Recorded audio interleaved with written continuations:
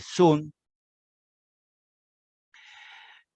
A partir de este momento, comenzamos entonces nuestro segundo curso.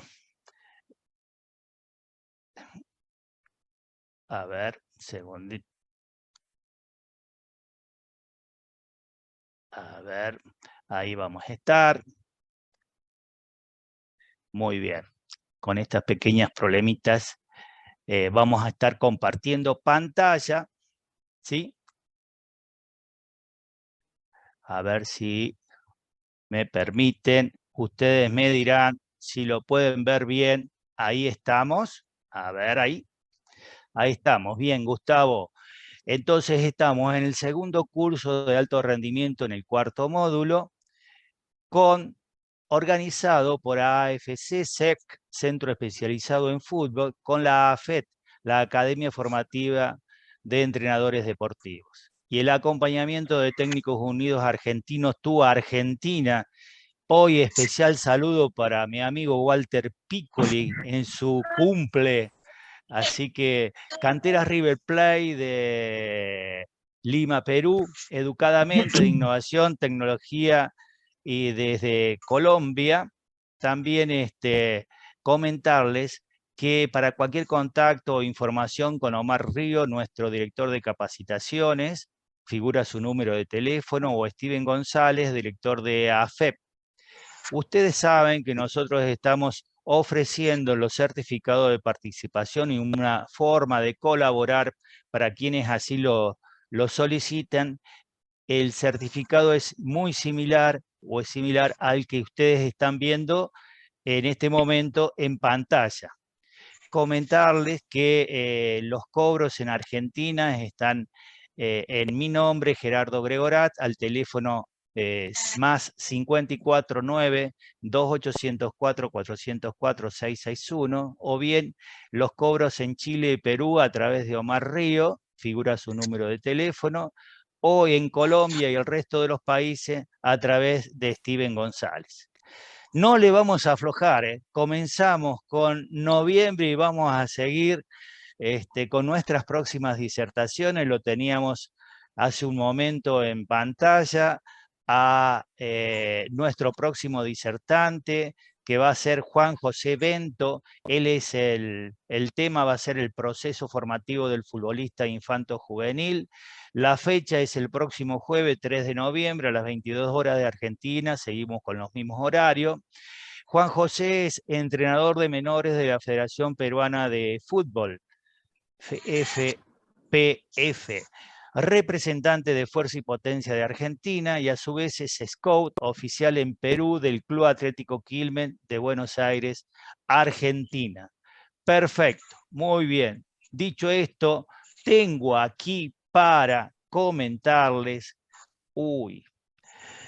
de quién se trata la charla de esta noche en este segundo curso de alto rendimiento en su módulo 4. Terminamos el mes de octubre con el fútbol femenino.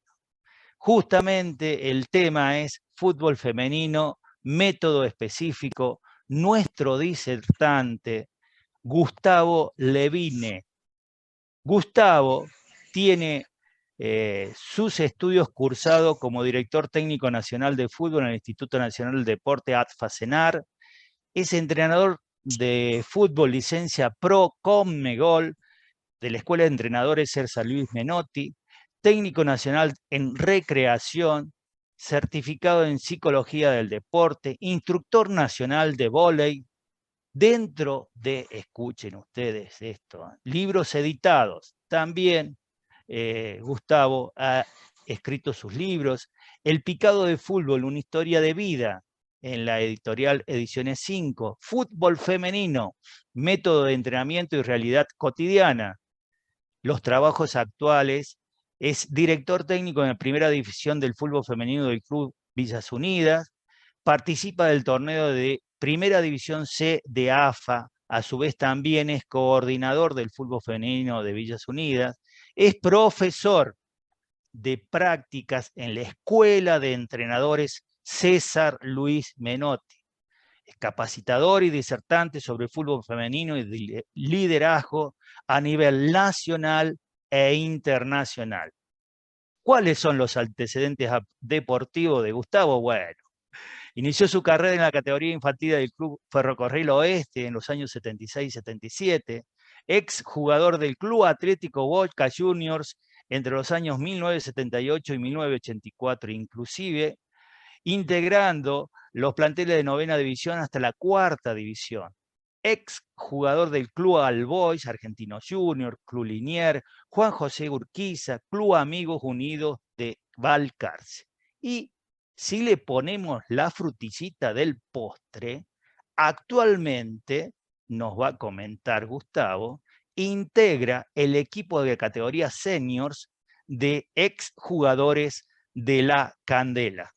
¿Qué más tengo que decir? No mucho más, ya está todo dicho. Qué gustazo tenerte en sala, Gustavo Levine. Un tema por demás bueno, un tema por demás apasionante, es el fútbol femenino muy actualizado actualmente, así que enorme gusto de tenerte. Hay mucha gente en la sala dispuesto a escuchar tu magnífica, te voy a meter presión de entrada, disertación. Gustavo, bienvenido, gracias por estar. Hola Gerardo, hola a todas, hola a todos. Me metí un poquito de presión, pero bueno, los futbolistas estamos acostumbrados a la presión, así que Claro. nos gusta, te diría que nos gusta cuando hay un poquito de presión. La verdad que bueno, es un gusto haber accedido a que llegue este momento, porque hace ya varias semanas que estamos aguardando este encuentro para hablar de fútbol femenino a través de la plataforma. Siempre es un gusto poder compartir experiencias, porque en definitiva una disertación de este tipo es compartir experiencias, ¿no? Un poco contar lo que vengo haciendo en el fútbol femenino, y que también quienes están hoy participando puedan contarnos sus experiencias, preguntarnos mutuamente, respondernos mutuamente, porque me parece que es enriquecedor el intercambio. Así que aquí estamos dispuestos a poder contar un poquito esto que yo llamo método de entrenamiento específico y realidad cotidiana, asociado con el libro que acabo de publicar, algo que me parece interesante poder empezar a discutir sobre cuestiones específicas del entrenamiento de las futbolistas mujeres, que cada vez son más, por suerte, por este lado del mundo. Genial, genial. Gustavo, cuando quieras, echa a rodar la pelota nomás. Bueno, cómo Adelante. no. Voy a compartir pantalla entonces primero, para poder Perfecto. hablar de lo que estamos hoy comenzando. Vamos a ver cómo se porta. Vamos a ver por acá. Ahí está. Y por ahí la cibernética, viste, nos juega una mala pasada, tomamos, ahí estamos, por ahí estamos, le metemos la copita para que lo podamos ver en amplitud. Por ahí estamos. ¿Estamos Gustavo, bien? genial, ahí se ve bárbaro, dale para adelante, no va. Bueno, bien, rodeado de un montón de personas amigas, de afectos y de personas que a partir de hoy se convertirán también en amigas, muchos colegas, muchas colegas. Vamos a hablar de esto que es específico por lo menos para mí, de lo que es el entrenamiento del fútbol femenino asociado con la realidad cotidiana. Nosotros vamos a comenzar hablando de un poquito lo general, cuál es el contexto actual en el mundo, y también como para ver dónde estamos parados y paradas, ¿no? Nuestro fútbol femenino en Argentina, Sudamérica y Latinoamérica, en cuanto a cantidad de competencias y a cantidad de jugadoras, no tiene nada que envidiarle al resto del mundo. Y ahora vamos a ver un poquito, acá tenemos, nada, como para hacer un pantallazo general, cómo está organizado hoy el fútbol, más que nada en Sudamérica, y vemos que Brasil tiene una primera división, también tiene una segunda división, que ha logrado un subcampeonato a nivel mundial, que ha logrado un tercer puesto también en Estados Unidos en 1999, ha obtenido 2 medallas de plata en los Juegos Olímpicos, 7 campeonatos en la Copa América, en fin. Brasil domina el micrófono abierto, bueno, ahí vamos. Ahí, Brasil domina la escena a nivel sudamericano, no obstante, todavía a nivel internacional, en los mundiales, en las competencias como los Juegos Olímpicos, todavía no ha logrado campeonar Brasil, pese a que tiene una gran disposición para el fútbol femenino. Ecuador, estos son datos del 2020, si alguien está hoy participando y tiene algún dato más actualizado, bienvenido, pero a grandes rasgos, lo que quiero demostrar con esto es que hay mucho desarrollo del fútbol femenino en nuestros países. Ecuador tiene 4 categorías diferentes, por ejemplo, entonces habla de una presencia importante de la mujer futbolista. Uruguay tiene 2 categorías, la primera y la segunda. Ustedes que hay 10 clubes en la primera, 16 equipos en la segunda. Todavía no es profesional en Uruguay, sin embargo, está en vistas de que lo sea muy pronto. Colombia, que bueno, llegó a la final en el Mundial Sub-17 hace poquitos días, ojalá siga avanzando. También tenemos una gran participación de la mujer en el fútbol. Yo, nada, no me pongo a leer cada uno de estos datos porque sería demasiado largo, pero acá estamos viendo cómo en distintos países sudamericanos hay 2, 3 y hasta 4 categorías de fútbol femenino y ciertamente empieza a haber un protagonismo cada vez mayor del fútbol femenino en nuestros países. Venezuela, que también tiene 2 ligas con 16 equipos en la segunda liga y 19 en la primera, más de 30 equipos participando de lo que es una primera división. Hago hincapié en esto de la primera división porque es un poco sobre donde se fundamenta mi método de trabajo, porque estamos demostrando aquí que hay un desarrollo muy amplio de lo que es la primera división en nuestros países. Perú, que si bien tiene centralizado mucho en lo que es Lima, el fútbol en general, es como muy metropolitano, también tiene en el fútbol femenino un torneo nacional, una regionalización importante, también es amateur el fútbol en Perú. La Federación Boliviana, fíjense ustedes, 44 países en 9 departamentos, perdón, 44 equipos en 9 departamentos diferentes. Solo en la Liga de Santa Cruz hay 27 equipos, pero en 9 departamentos se desarrolla el fútbol femenino en Bolivia. Chile, que ahora el fútbol femenino es profesional, también cuenta con 2 categorías, la primera y la segunda. Paraguay, que también tiene una gran participación del fútbol femenino. Están 13 clubes participando en lo que es la primera división.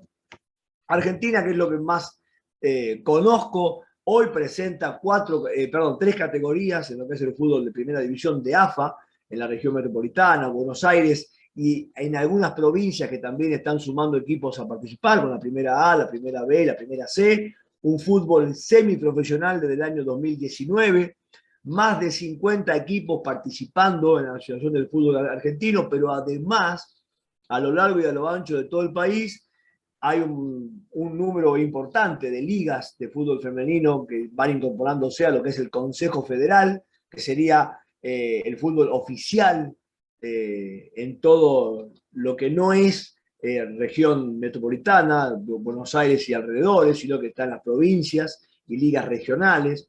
Hoy se está desarrollando la Copa Federal, que es una copa que se disputa entre 32 equipos, 16 vienen de las provincias, 16 provienen de la zona de Buenos Aires, y esto hace que el fútbol sea cada vez más competitivo. Esto es lo que tiene que ver con Sudamérica y un pasaje así rápido, pero si nosotros nos vamos a ver qué pasa en Estados Unidos, donde es el país con mayor desarrollo, dado que también tiene dos divisiones de fútbol femenino en primera división, pero a su vez cuenta con un gran desarrollo en lo que es el fútbol formativo, en el fútbol infantil y mucho más aún en lo que es el fútbol universitario. Suecia, que también tienen dos ligas, 12 equipos en la primera A, por llamarla de una forma, 14 equipos en la segunda, en la segunda liga.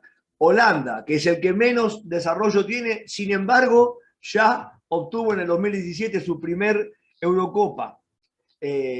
Inglaterra, que también tiene dos divisiones, estamos viendo que hay una gran paridad entre la cantidad de equipos que participan de fútbol. Fíjense, la Bundesliga también en Alemania, con dos divisiones también, la primera y la segunda. La Liga Francesa, que también tiene dos. Estamos haciendo una comparación rápida. La Liga Iberdrola en España, que es la primera división, que tiene una segunda y que tiene una tercera división también. La Liga en Noruega, que también tiene dos ligas en plena competencia.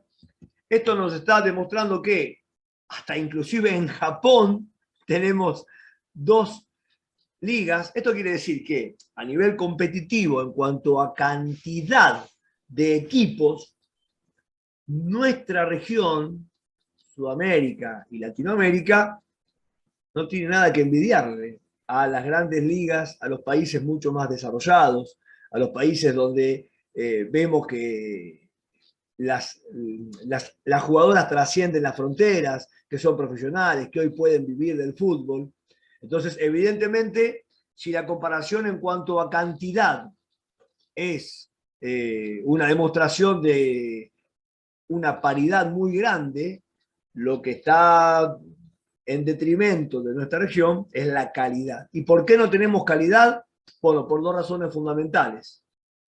¿Por qué no tenemos aquella calidad? No, me refiero a la competencia internacional donde Brasil, el casi superlativo país desarrollado del fútbol sudamericano, no logró todavía ser campeón del mundo ni campeón olímpico, ¿no? Entonces, ¿qué está pasando? Bueno, aquellos países tienen desarrollado mucho más las etapas formativas, las etapas infantiles, y es ahí donde nosotros todavía estamos fallando. Ahora bien, ¿qué ocurre con la enorme cantidad de jugadoras, la gran cantidad de equipos, de clubes, la gran cantidad de entrenadoras y entrenadores, que hoy estamos trabajando y desarrollando y participando y protagonizando el fútbol de primera división? Porque hoy por hoy el fútbol femenino en nuestra región presenta un formato de pirámide invertida, digo yo.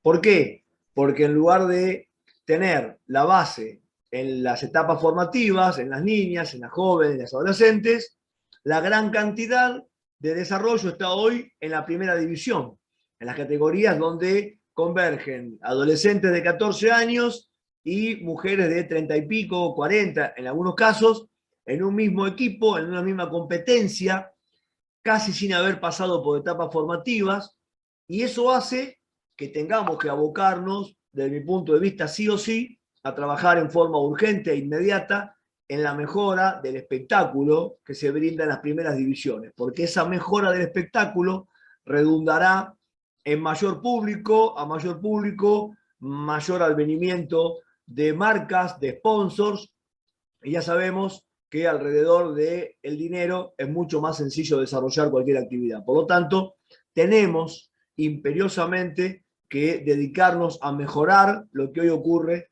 con nuestras primeras divisiones de fútbol femenino.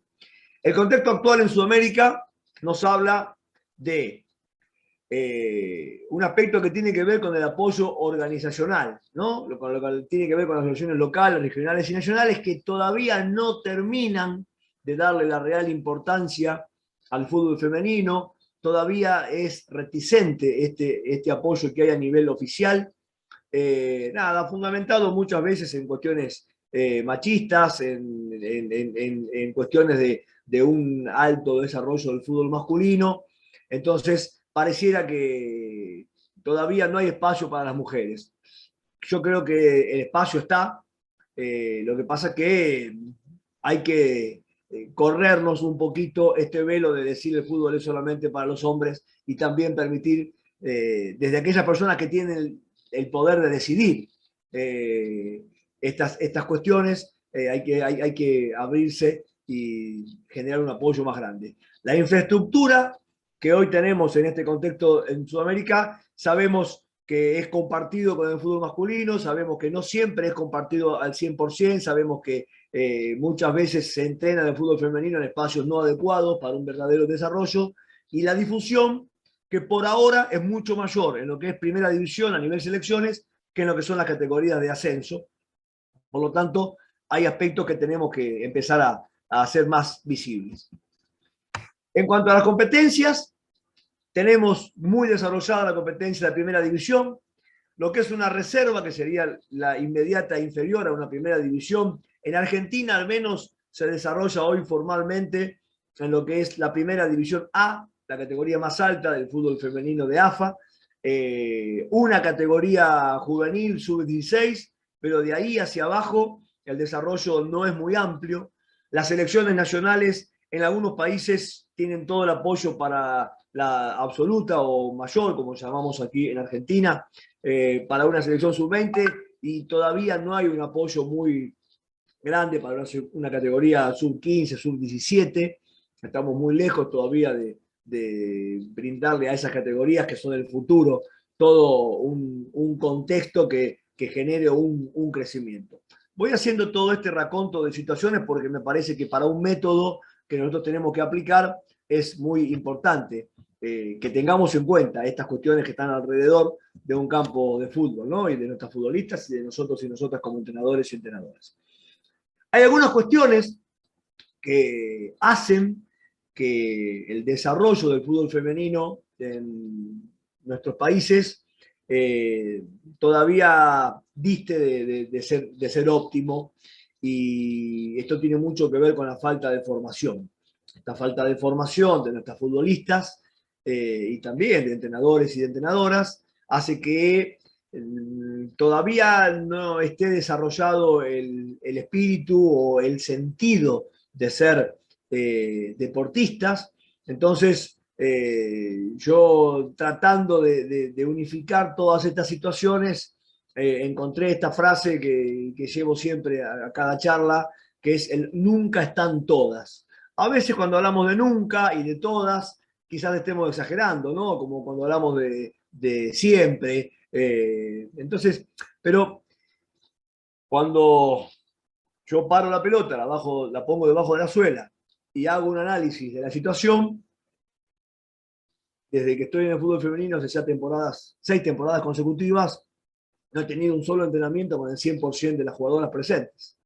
Entonces, esto hace que haya algunas razones, algunas excusas. Siempre el fútbol termina siendo la variable para que la jugadora, entre ir a entrenar o ir a un cumpleaños, la variable es el fútbol y deja de ir a entrenar. Empiezan a atraerse algunas cuestiones al fútbol femenino que provienen del fútbol femenino, esto de hacer trampa, esto de alterar listas de buena fe.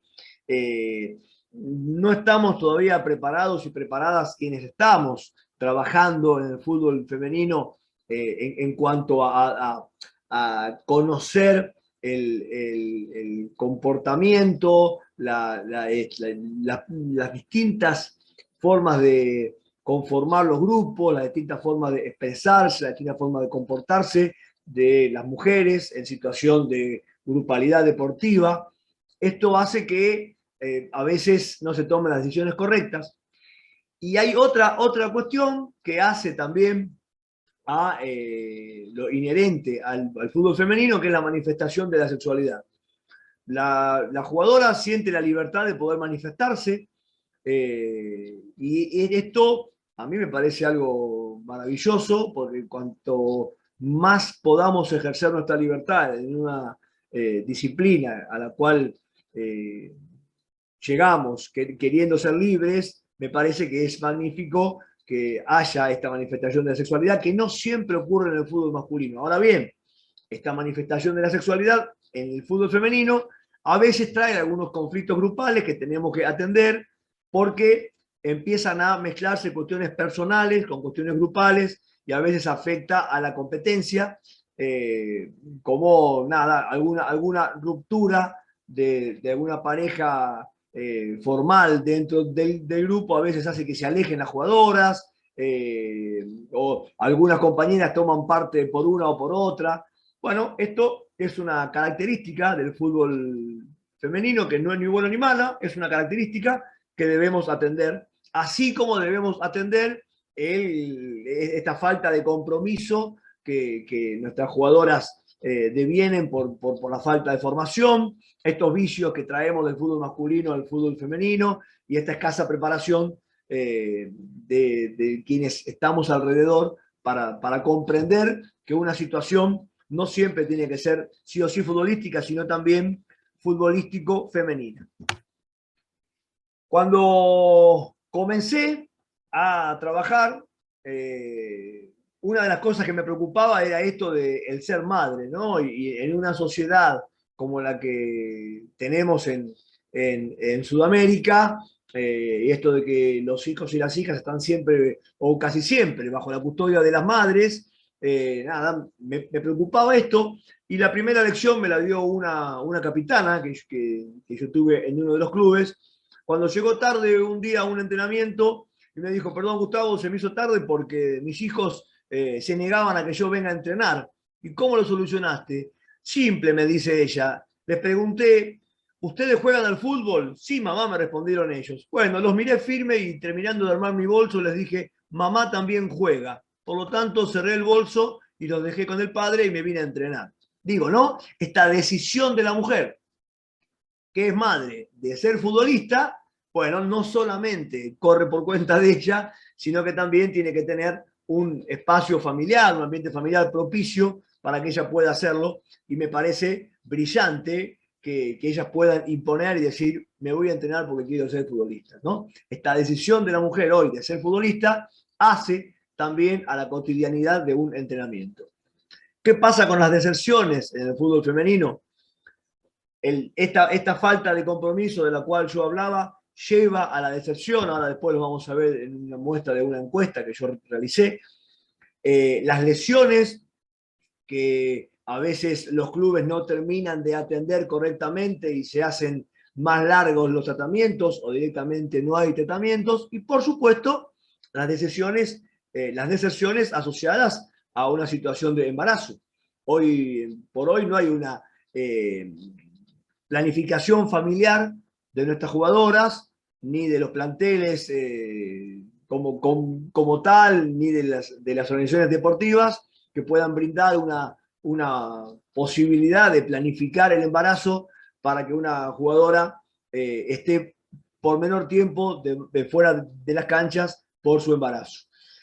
La emocionalidad femenina, que hace también a la cotidianidad. La mujer ve la realidad como una película, los hombres las vemos como fotografías, y esto hace que se generen alguna vez conflictos por situaciones que como entrenadores o como entrenadoras creemos que ya estaban solucionados y vuelve a formar parte de la cotidianidad, aquel conflicto, aquel inconveniente. Esto es muy importante, capacitarse en las características de la emocionalidad femenina, porque es distinta a la emocionalidad masculina. Sí o sí tenemos que entender cómo se relaciona, cómo una mujer lidera, cómo se deja liderar, qué pasa dentro de la cancha, cómo se comunican. Esto es algo muy, muy pertinente al fútbol femenino. Y esto de la heterogeneidad en la conformación de un plantel, no solamente por la formación previa que pueden traer en el momento de integrar una primera división, sino también por las edades, por las distintas vidas privadas que cada una lleva. Esto me parece que hay una heterogeneidad quizás mucho más grande de lo que nos presenta un plantel masculino. Por lo tanto, es también la heterogeneidad un tema a considerar cuando nos hacemos cargo de un plantel de fútbol femenino. Esta encuesta que yo hice a finalizar el año 2021 entre los planteles de la primera C, me demostró que aquello de nunca están todas es una realidad absoluta, ¿no? Entonces, nada, empecé a preguntar algunas cuestiones. Preguntamos qué cantidad de jugadoras integran la lista de buena fe. Se permitía un total de 40 jugadoras y el promedio fue de 33 jugadoras por plantel, con lo cual ya estamos hablando de un déficit de 7 jugadoras menos de las permitidas por el reglamento. Esto es un problema cuando empiezan las deserciones de las que yo les hablaba, porque a lo largo del año vamos a contar con 7 jugadoras menos ya de arranque, más las que luego van desertando, es un tema a considerar. Por lo tanto, siempre deberíamos apuntar a tener la mayor cantidad de jugadoras posible, porque hay muchas deserciones. El total de jugadoras que hubo en la primera C de AFA fue de 733. Esto quiero que lo tengan en cuenta, eran 27 equipos. El promedio de edad fue de 23 años. ¿Sí? Es un promedio que me parece adecuado, pero ahora vamos a ver cómo se fue disgregando este promedio. Hubieron 261 jugadoras menores de 20 años, 261 de 733. ¿Sí? O sea que no es tan alto el número de jugadoras juveniles que está jugando en la primera división. ¿Qué cantidad de jugadoras entre 20 y 25? Bueno, 201 de 733. Ya es un número similar a las juveniles. Digo, esto de la heterogeneidad, ¿no? Cómo van diseminando las distintas edades en los distintos planteles. ¿Qué cantidad de jugadoras entre 25 y 30? Ahí empieza a disminuir. 135 de 733 jugadoras era el número de jugadoras entre 25 y 30. Pero observen esto, más de 30 años había un número similar a la cantidad de jugadoras de 25 y 30. Unas 130 jugadoras de 733 son mayores de 30 años. Si nosotros tenemos en cuenta que contamos con un plantel de jugadoras entre 14 y casi 40 años, observen la heterogeneidad que tenemos, ¿no? No solamente en el momento de plantear una situación táctica, sino en el momento de entrenar, sino en el momento de atender los distintos problemas, las problemáticas que cada una puede traer de su casa y las distintas formaciones, la distinta etapa de la vida en la que cada jugadora está. Avancé un poquito para ver cuántos entrenamientos semanales teníamos y el total del promedio me dio 3,6 días por semana. ¿Sí? Solamente 4 de los 27 clubes se entrenan 5 días por semana. Observen ustedes cómo el déficit es importante, ¿no? Porque entrenar 3 veces por semana a veces resulta muy poco. Sin embargo, el promedio en la primera sede del fútbol femenino de Argentina es de 3,6 días por semana. Y aquí está el tema que más me preocupaba, ¿no? ¿Qué cantidad de jugadoras van por entrenamiento? Y lo que resalto es que entre el 50 y el 75% de las jugadoras es la cantidad que recibe casi la mitad de los clubes. Vale decir que por cada entrenamiento, el entrenador o la entrenadora que tiene a cargo un plantel de fútbol femenino está recibiendo como máximo el 75% de las jugadoras de su plantel.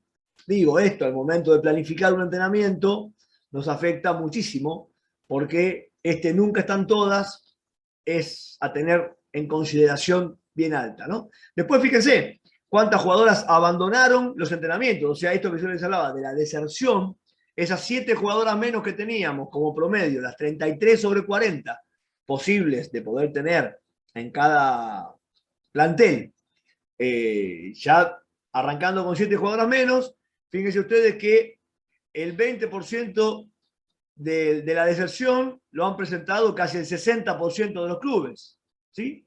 Es una deserción importante tener el 20% menos de jugadoras y casi el 60% de los clubes que hayan sufrido de esa deserción.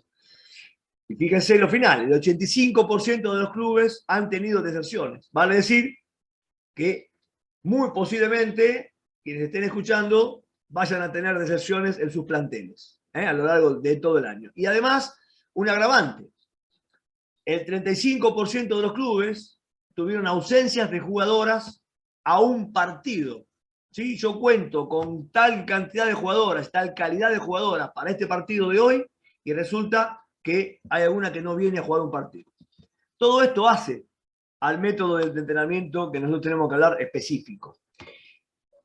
Antes de meterme en lo que es método, me interesa considerar algunas cuestiones, ¿no? ¿Por qué hablo de un método de entrenamiento específico? Bueno, porque me ha tocado la posibilidad de participar de diferentes charlas, capacitaciones, congresos, en teoría dedicados a fútbol femenino, y con lo que me he encontrado la mayoría de ellos es profesionales hablando de táctica, de técnica individual, mostrando distintos entrenamientos, y aparecían videos o fotos de mujeres entrenando. Pero de lo que estábamos hablando en definitiva era de fútbol en general, nunca de fútbol femenino específicamente, ¿no? Entonces me preocupó eso y me dediqué a analizar un poquito qué es lo que pasa en el día a día, y ahora ya nos vamos a meter de lleno en eso. Pero antes, como vamos a hablar bastante ahora de entrenamiento analítico, global y estructurado, me parece importante que nos pongamos de acuerdo en esto que yo planteo, ¿no? A lo mejor cambiamos algunos nombres, algunos términos, pero en líneas generales, cuando hablamos de entrenamiento analítico, son aquellos ejercicios descontextualizados, el pase y la recepción, dos jugadoras enfrentadas, paro y juego, el cabeceo, el anticipo, todo lo que es descontextualizado, lo que llamamos por general la búsqueda de la automatización del gesto deportivo, ¿verdad? Eso sería lo analítico. El entrenamiento global son ejercicios contextualizados, porque ya tienen más que ver con el juego, pero que están descentralizados. Entonces, aquí es donde empiezan a aparecer en el entrenamiento global los rondos, los juegos en espacios reducidos. Y ahora les voy a explicar por qué yo propongo poner mayor porcentaje de un u otro tipo de entrenamiento según las etapas del método que propongo, porque me parece que uno tiene que tener más porcentaje del otro. Y finalmente, el entrenamiento estructurado, que son ejercicios contextualizados al contexto fútbol y con realidad competitiva, lo que sería el típico 11 contra 11 o defensa contra ataque, o trabajar pelota parada, un córner, un tiro libre, en fin, todo lo que tenga que ver con lo que va a ocurrir, al menos lo más parecido posible, por no decir tal cual, en una competencia futbolística de 11 versus 11. Lo que decía antes, ¿no? Se habla de fútbol general y no se habla de fútbol femenino. Ahora, las carreras de entrenadores y entrenadoras, yo no sé si nos preparan específicamente en el fútbol femenino. Yo creo que nos preparan en el fútbol en general. Se está empezando a hablar del fútbol femenino. Permítanme dejar un margen de duda. Si nos recibimos, tenemos el diploma en la mano y ya estamos aptos para trabajar en fútbol femenino. Yo creo que la mayor preponderancia es hablar siempre de fútbol de hombres, de fútbol de niños. Incluso cuando hacen alusión, se habla siempre de entrenadores o de jugadores. Pocas veces se habla de entrenadoras o de jugadoras en las carreras. El denominador común con el que nos encontramos es la falta de formación. Y lo aplico no solamente a las jugadoras, sino también a quienes las entrenamos, ¿no? Esto es fundamental. La formación es lo que luego deviene en un espectáculo que no es atractivo, la falta de público, porque hay muchas carencias. Y después, esto que les decía, que el método está con un acento en lo que es primera división para mejorar la calidad del juego, la calidad del espectáculo y, por supuesto, tratar de potenciar a nuestras jugadoras que hoy en su mayoría están trabajando, están entrenando y jugando en el fútbol femenino de primera división. Los desafíos con los que nos encontramos en la primera división del fútbol femenino es el de formar y competir al mismo tiempo. No puedo estar toda la semana trabajando la técnica individual, la táctica individual también, si yo tengo que competir. En algún momento tengo que pensar en cómo voy a parar mi equipo, porque el domingo tengo que jugar por los 3 puntos, y esto es sí o sí así. Estas ligas de las que hablábamos son competitivas. Entonces tenemos un escaso tiempo para mejorar la técnica, porque el gran problema es esto, la escasez de tiempo que tenemos nosotros para preparar a nuestras jugadoras. Y ya no hablo de tener 3 días o 5 días o 6 días de entrenamiento. Hablo que tenemos que competir cada 7 días. Esto de comprender a qué juegan, a mí me parece fundamental y no es peyorativo decir qué pasa, las mujeres no pueden comprender. No, no es que no pueden comprender, todo lo contrario, las mujeres quizás más absorbente de las enseñanzas que el varón. Sin embargo, provienen de jugar en el barrio, de jugar futsal, de jugar con las amigas, y todavía de ahí transferir eso a una cancha de fútbol 11 y a competir, hay algo que todavía hay una falencia muy grande. Por lo tanto, esto de comprender a qué juegan es un trabajo que tenemos que tomarnos muy en serio. Y ajustarnos a esta realidad que venían hablando, ¿no?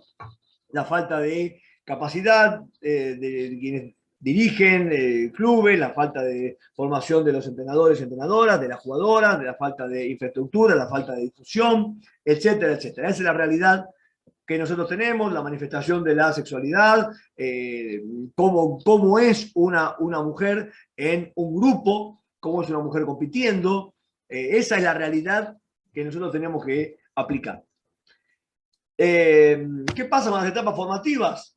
El fútbol mixto es sumamente aconsejable y después tenemos que trabajar en lo deportivo exactamente igual que como trabajamos con los muchachitos. No hay mucha diferencia, justamente porque todavía tenemos mucho tiempo para adelante para formar a esas niñas y a esas jóvenes, ¿sí? Ahora, el mixto es aconsejable por muchas cuestiones deportivas, por una cuestión social también, y también entrenarlo por separado por una cuestión de identidad de lo que luego va a ser la competencia que cada uno tenga, varones con varones, mujeres con mujeres. Y la verdad es que en etapas infantiles, hasta los 12 años, las diferencias no son muy grandes. Luego sí, en la etapa de la pubertad o de la prepubertad, ya es necesario trabajar en forma independiente y aplicar mucho juego, muchísimo. Acá lo resalté porque me parece que esto es así. Vamos entonces a meternos un poco en lo que tiene que ver, un poco no, de lleno, en el método específico. Yo propongo 3 etapas no unidireccionales. ¿Por qué no unidireccionales?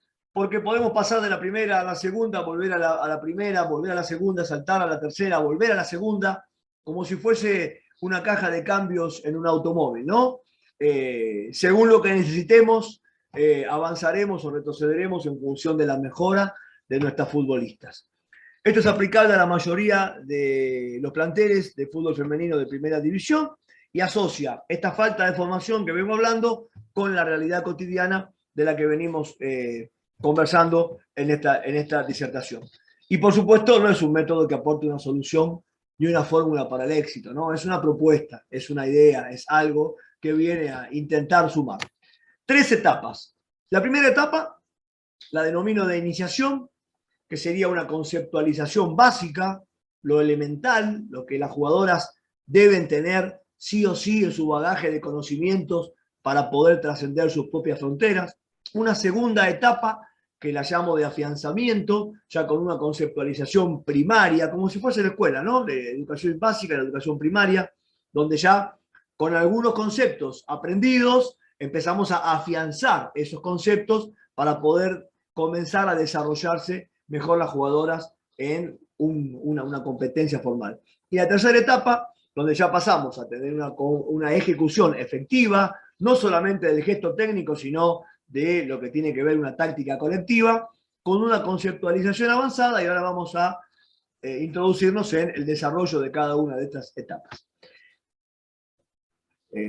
Vamos con la primera etapa. La preparación física, que no es mi tema puntual, porque soy entrenador de fútbol, no preparador físico, o preparador de futbolistas, como dice mi amigo el profe Fernando Signorini.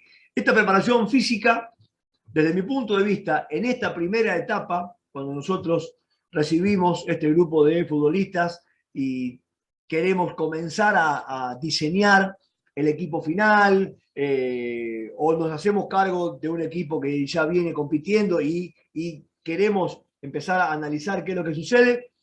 Para mí, la preparación física tiene que limitarse a corregir cualidades físicas, mejorar la fuerza, la flexibilidad, la resistencia, la velocidad, por supuesto la coordinación, por supuesto las posturas, para que eso favorezca psicomotrizmente el desarrollo deportivo de nuestras jugadoras.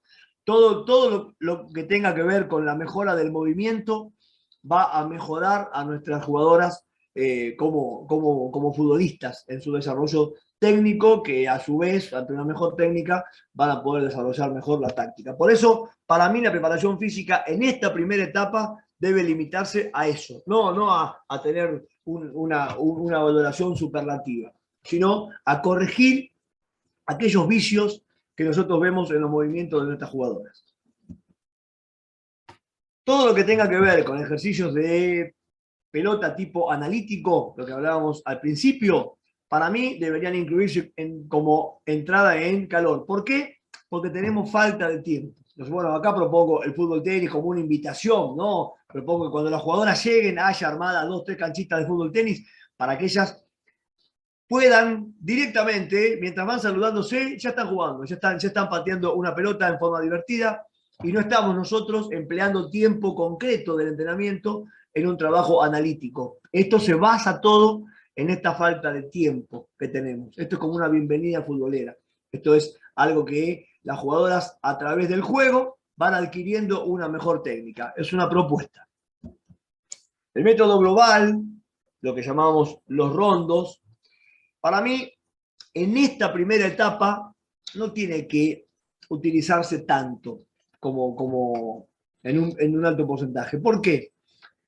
Nosotros hablamos siempre, basándonos en Piaget, de lo que es el pensamiento concreto y el pensamiento abstracto. Un rondo lleva mucho de un pensamiento abstracto, porque la jugadora tiene que transferir lo que está pasando en un rondo a lo que después pasa en una competencia formal 11 versus 11. Entonces esto de comprender el juego, para mí, se fundamenta mucho más en la utilización del método estructural, y ahora voy a explicar por qué, que en el método global. El método global, acá, en esta primera etapa, debería servirnos para conceptualizar lo que es el engaño, el tiempo, el espacio, y por supuesto mejoramos la técnica, ¿no? Por supuesto que todo lo que sea el espacio reducido, sabemos que mejora la técnica. Pero no lo utilizaría en un alto porcentaje, sino en un menor porcentaje que el método, que el formato estructurado. ¿Sí? Nosotros tenemos que, acá dice, ¿no? Desde las deficiencias, tenemos que comenzar para llegar a las eficiencias, pero tiene que ser progresivo. Y a veces un rondo nos pone en una situación de tener que desarrollar una técnica muy depurada para que el objetivo del rondo se logre, se concrete. Por lo tanto, me parece a mí que en una situación real de juego, esta visión, esta conceptualización de las jugadoras, esta comprensión va a ser mucho mejor si lo hacemos en el 11 versus 11. Nosotros tenemos que trabajar en la comprensión. Tenemos que por supuesto, en esta planificación de cada entrenamiento, incluir una parte de analítico, una parte de global y una parte de estructurado. Yo entiendo que en esta primera etapa, el jugar 11 versus 11, que es ponerlas a jugar, a nosotros nos va a permitir analizar qué conocen, qué no conocen, qué están en condiciones de mejorar en lo inmediato, qué tendrán que mejorar en lo mediato, y a partir de ahí poder ver si nosotros estamos en condiciones de aplicar nuestra idea de juego, si tenemos que modificar en función de las jugadoras que tenemos, cómo podemos adecuar las jugadoras a nuestra idea a las jugadoras. En fin, es como un análisis general que en esta primera etapa de iniciación, conceptualización básica, el juego 11 versus 11, desde mi punto de vista, nos va a permitir poder avanzar con mayor velocidad y con mayor eficiencia en el desarrollo de lo que nosotros queremos hacer, que es lograr un mejor espectáculo por parte de nuestras futbolistas.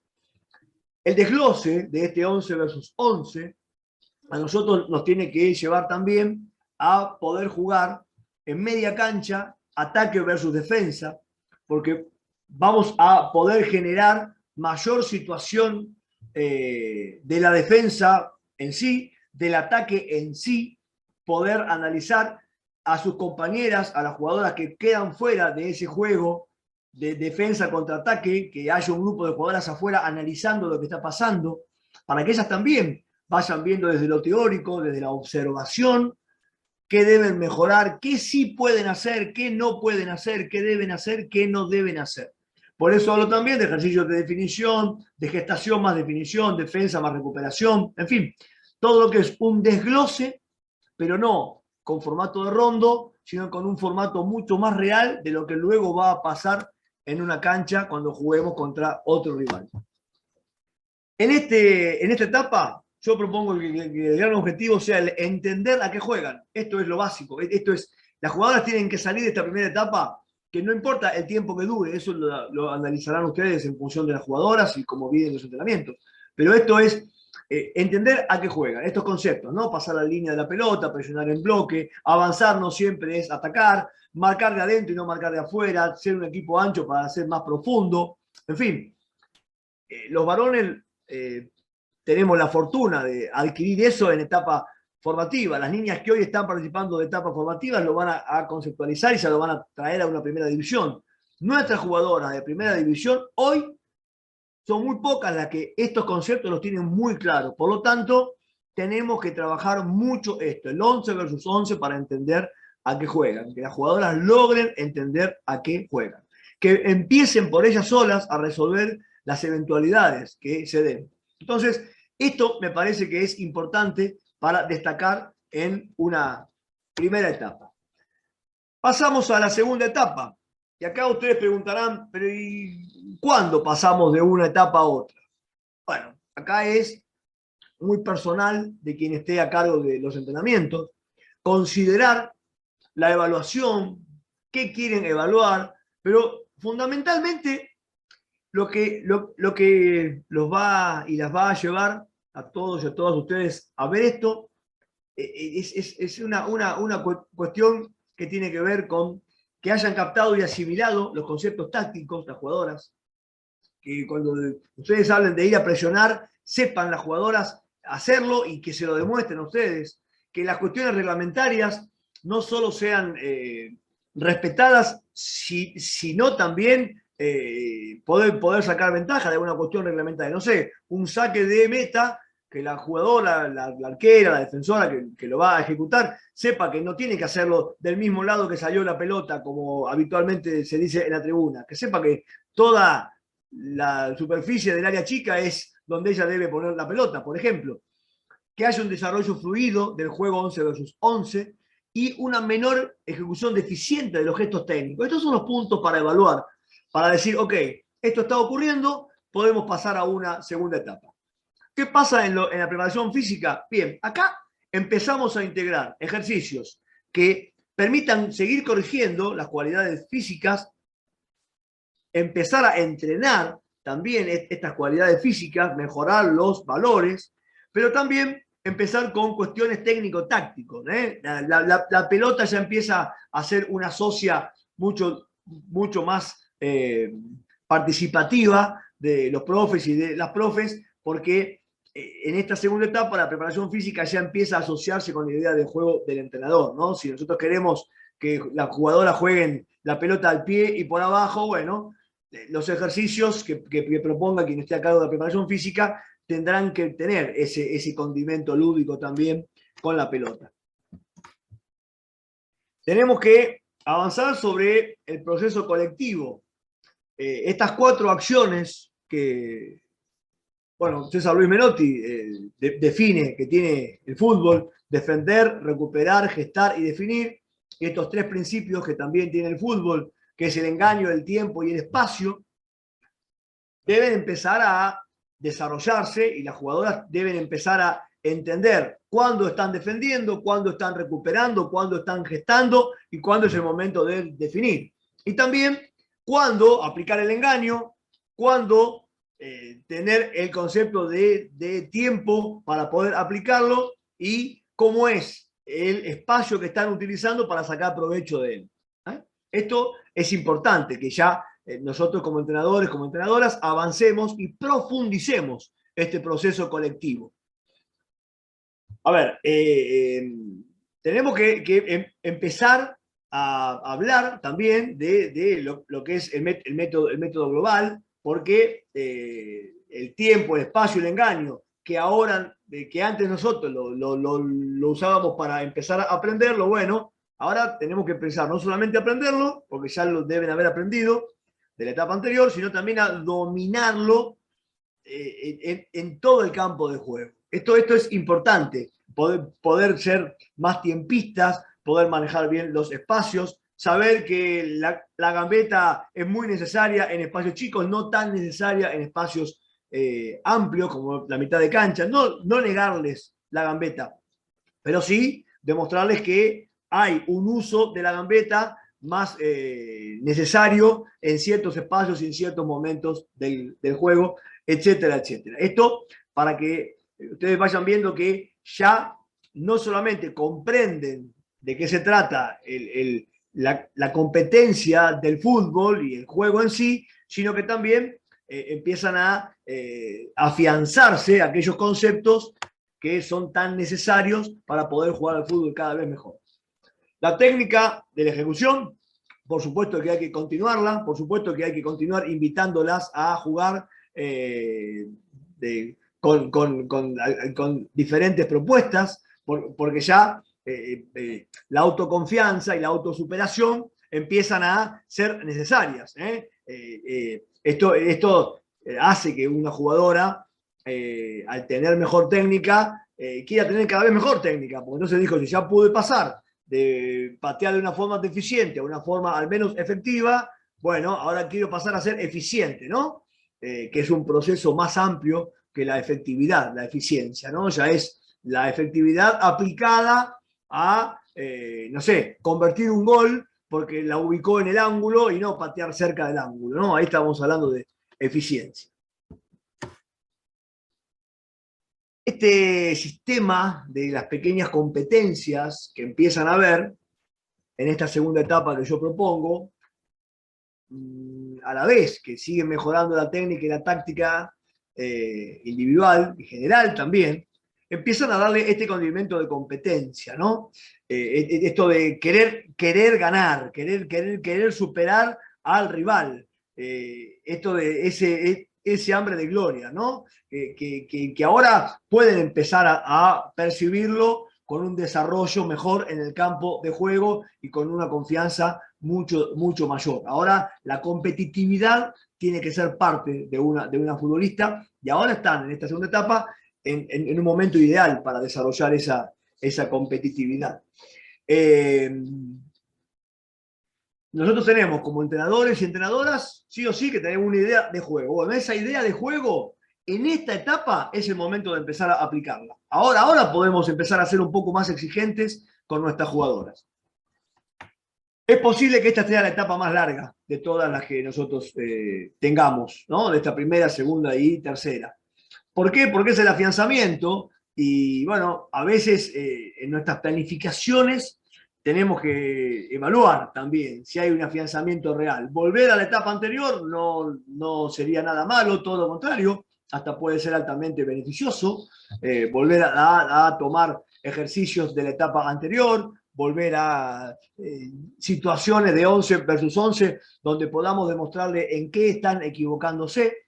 Me parece a mí que la forma de evaluar este afianzamiento tiene que ver con la observación de una continuidad de las acciones individuales durante cada entrenamiento y cada partido. Si cada jugadora va demostrándonos que tiene un mayor porcentaje de acciones positivas a lo largo de todo el entrenamiento y de todo el partido, bueno, estamos viendo que ya se afianzaron, que eso no vuelve para atrás, que es un proceso que está avanzando, que ya no tienen que volver al método analítico de decir, bueno, voy a mejorar mi recepción. No, la recepción ya está, ahora está la recepción orientada y empieza a sacar provecho de eso la jugadora.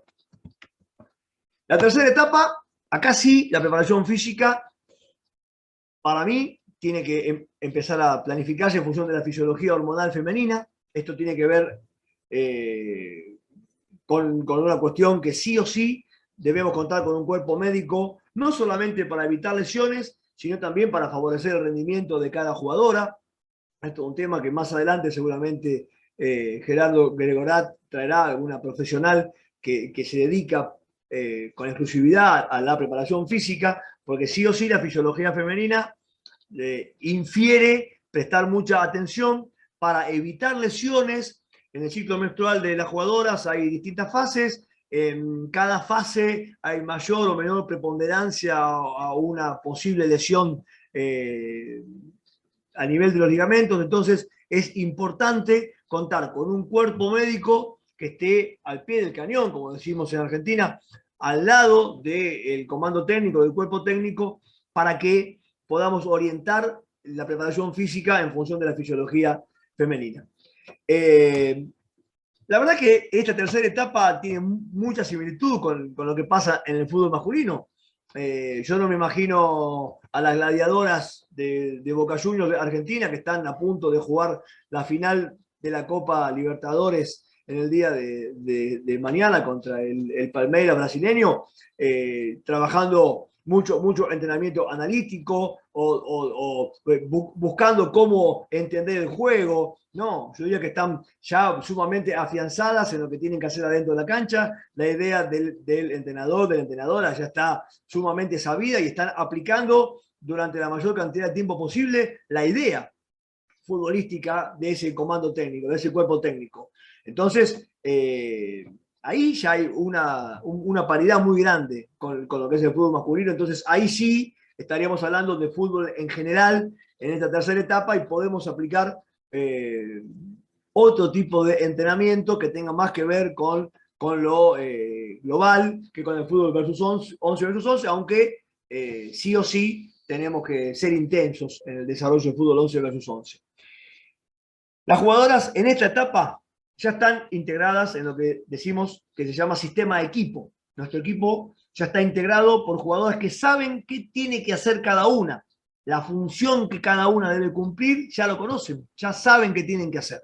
Entonces ahora están en condiciones de desempeñarse en el sistema partido, ¿sí? En lo que pasa en un partido frente a un determinado rival.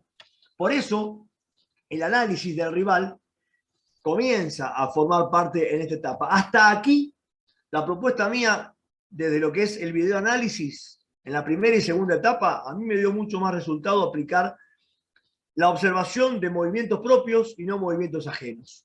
El análisis del rival, desde el videoanálisis, desde la observación de cómo juega, de observar imágenes del rival jugando, pero también de plantar un equipo suplente frente al titular que pueda hacer movimientos similares al rival de turno, en esta tercera etapa es totalmente aplicable porque aquí las jugadoras ya van a estar en condiciones de poder neutralizar los movimientos de ese equipo. Yo seguiría siempre mejorando la técnica constantemente, a mejor técnica individual, mayor posibilidades tácticas individuales. Así que yo nunca abandonaría eso, ni siquiera en esta tercera etapa que parece estar tan lejos de la primera. La verdad es que aquí tenemos, por eso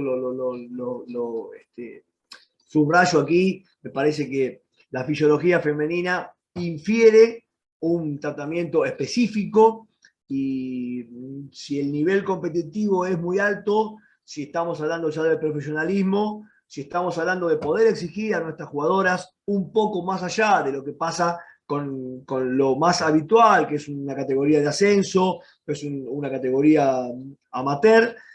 Cuando ingresamos en el sistema profesional, me parece que ya hay una mayor posibilidad de profundizar el entrenamiento en función de la fisiología femenina.